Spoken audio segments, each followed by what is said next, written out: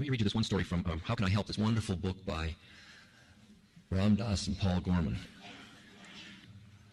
It's got a lot of good stories in it, and this is one of them. It's a story told to me by a friend of mine who's an Aikido master. His name is Terry Dobson.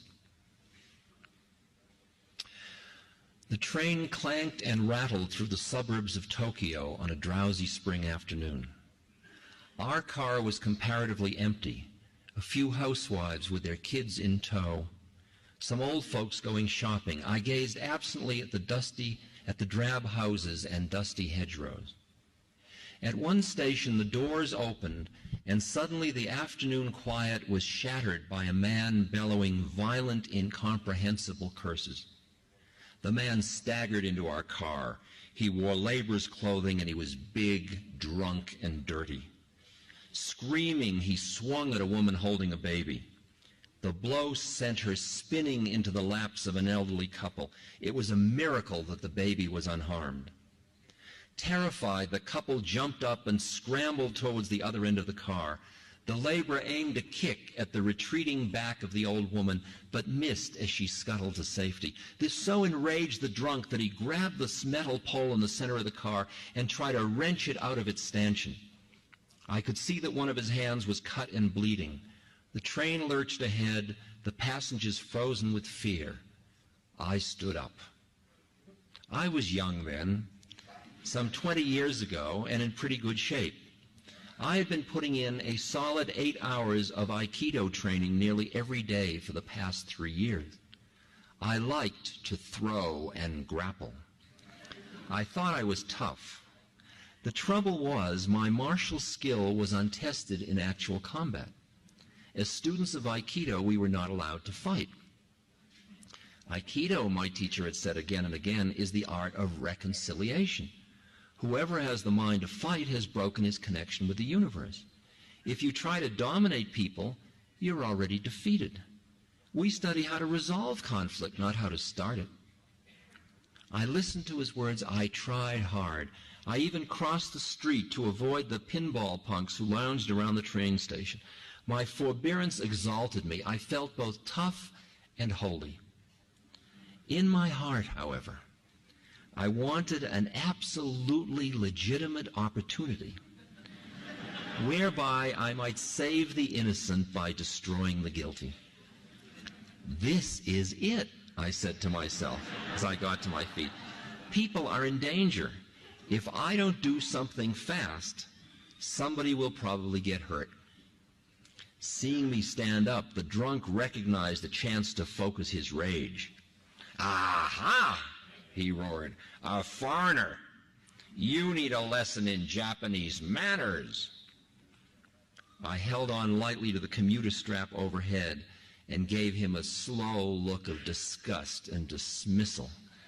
I planned to take this turkey apart, but he had to make the first move. I wanted him mad, so I pursed my lips and blew him an insolent kiss. All right, he hollered. You're going to get a lesson. He gathered himself for a rush at me. A fraction of a second before he could move, someone shouted, "Hey!" It was ear-splitting. I remember the strangely joyous, lilting quality of it, as though you and a friend had been searching diligently for something and he had suddenly stumbled upon it. Hey! I wheeled to my left, the drunk spun to his right. We both stared down at a little old Japanese man. He must have been well into his 70s, this tiny gentleman, sitting there immaculate in his kimono. He took no notice of me, but beamed delightedly at the laborer, as though he had a most important, most welcome secret. Come here and talk to me, he motioned to the old man. The big man followed as if on a string.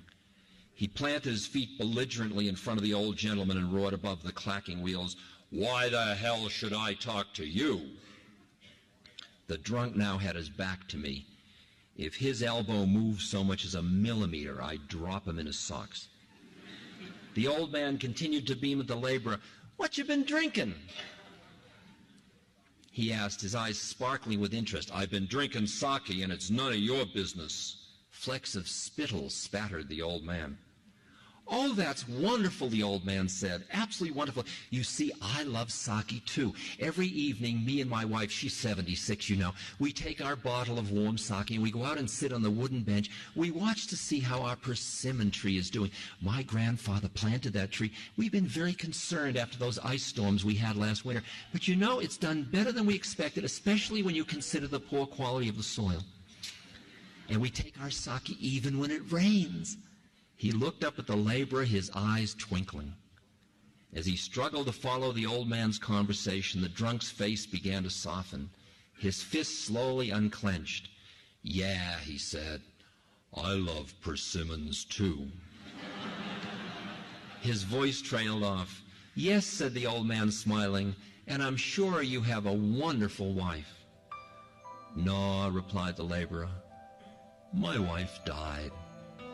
Very gently, swaying with the motion of the train, the big man began to sob. "I don't got no wife. I don't got no home.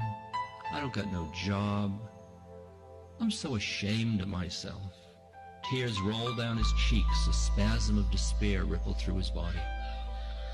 Now it was my turn, standing there in my well-scrubbed youthful innocence, my make this world safe for democracy righteousness. I suddenly felt dirtier than he was. Then the train arrived at my stop. As the door opened, I heard the old man cluck sympathetically. My, he said, "that is a difficult predicament indeed. Sit down here and tell me about it." I turned my head for one last look. The laborer was sprawled on the seat, his head in the old man's lap. The old man was softly stroking the filthy, matted hair. As the train pulled away, I sat down on a bench. What I had wanted to do with muscle had been accomplished with love. I had just seen Aikido in combat. It's interesting that when you have extricated yourself from your own egocentric predicament, then your action comes out of the collective quality of the situation. And the suffering of another person is something you do not because I'm helping you, but because it is healing itself. And you're not collecting points for it. You are merely tuning yourself to being part of the harmony of things. You're being part of the way of things. It's like you're dying into the perfection of it all, which includes the beauty of your mind, but it's the servant, it's available, but you are no longer trapped inside of it. It's just the subtlest flip in where you are in relation to who you are. Before you identified with the clouds, now you understand that you are the sky and the clouds. As you extricate yourself from your somebodyness, from your thoughts, which are things, with that quietness comes a way of being in the universe. It's like you are part, you are one with it all, so that the action that you perform as a separate entity arises out of the collective wisdom of the situation, rather than doing it in an angular way, cut off from everything. It's just not a trap. And under those conditions, you start to become responsive to the world around you rather than reactive. Because your mind is part of law, it's all cause and effect, and it's all reactive. The minute you're in that awareness behind it, you're free, and you hear it all, and out of it comes that which is suitable to bring things back into harmony.